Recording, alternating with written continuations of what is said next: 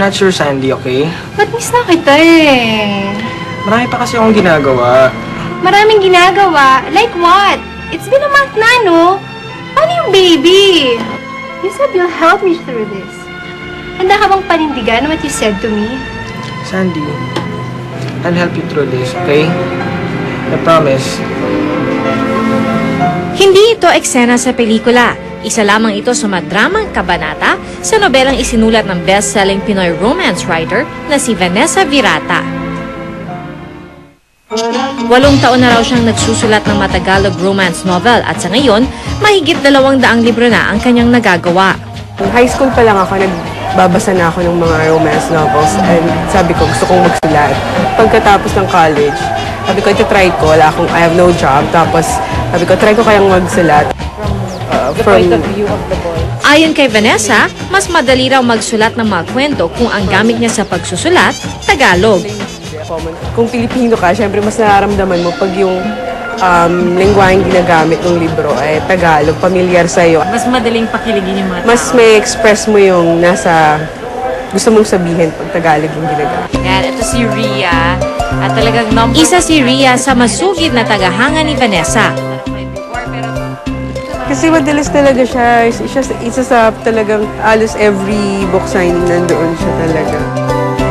41 years old na si Rhea, pero NBSB pa rin siya. No boyfriend since birth. Super kilig siya sa mga kwento ni Vanessa at ito raw ang nagbibigay sa kanya ng pag-asa na balang araw makikilala rin niya si Mr. Right. Hindi ko alam eh, baka walang nagkamali. Kung siguro bibigyan ako ng chance kunyari, may nakikita ko parang gagawin ko rin yun sa ngalan ng pag-ibig. Pangarap daw niya na magkaroon ng boyfriend na katulad ng mga bidang lalaki sa mga nobelang isinulat ng kanyang idolo. Kung masyadong mababait yung mga karakter nila na lalaki, ideal talaga. Dahil exciting ang mga mababasang eksena, kaya niyang tapusin ang isang pocketbook sa loob ng 3 oras. Kesa makipag-chismisan sa kapitbahay, tapos mapaaway ka, magbasa ka na lang yan. Aabot na sa 50 ang koleksyon niya ng pocketbooks at easy on the budget lang ang mga ito dahil kada libro 30 pesos lang. Para makatipid at makakuha ng bagong babasahin, dumadayo pa si Rhea sa Recto para ipagpalit ang kanyang mga lumang libro. At sa halagang 5 piso, may bagong nobela ka na. Simple lang daw ang dahilan kung bakit marami sa mga Pinoy ang panatiko ng Tagalog romance pocketbooks. Ayon sa respetadong manunulat na si Bienvenido Lumbera.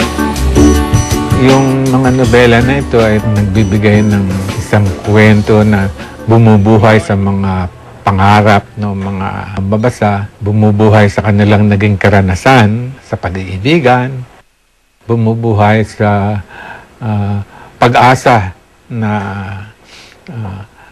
ang magandang kapalaran ay darating din pagdating ng tamang panahon. May sinusunod daw kasing formula o estilo ang mga Tagalog novels kaya pumapatok ito sa mga mambabasa.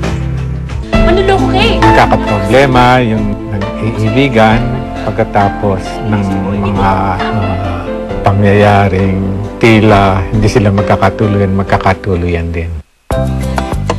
Taong 1930s pa raw nang mauso ang mga Tagalog romance novels. Una itong lumabas sa comics tulad ng Liwayway.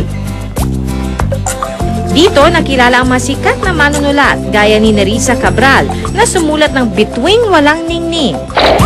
Pero kung may pangmasang Tagalog romance novel, may sosyal na bersyon din ang mga ito. Ang chick literature o chicklit. Tinawag daw itong chicklit dahil karaniwang mga babae ang manunulat ng librong ito. Ang paghahanap din ng true love at Mr. Right ang tema ng mga librong ito. Like New Year's Eve or... Pero sa ngayon, ang bumibentang chicklit writer, si Maya Kalika, isang fashion editor at writer. First of all, I enjoy reading chicklit. And then, kasi noon pa, like even when I was a student, gusto kong magsulat, ma-publish sa Philippine market. Taong 2003 nang lumabas ang kanyang nobelang Breakup Diaries.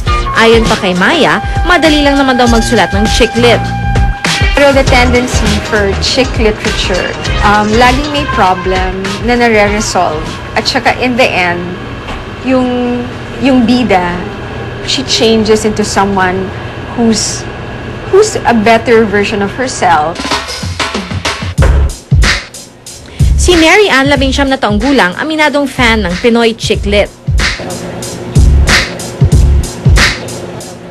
Kumukuha siya ngayon ng kursong creative writing sa University of the Philippines at ang pagbabasa raw ng chick lit ang paraan niya para makapag-relax. Bagamat simple lang daw ang kwento ng chick lit, may aral pa rin daw na mapupulot dito ang mga mambabasa.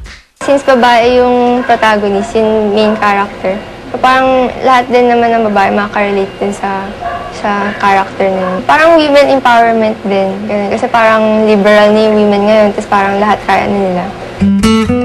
Bagamat pampalipas lang ng oras para sa iba ang pagbabasa ng Tagalog romance novel at chick lit, marami pa rin ang kumukuha ng inspirasyon dito para matupad ang kanilang mga pangarap.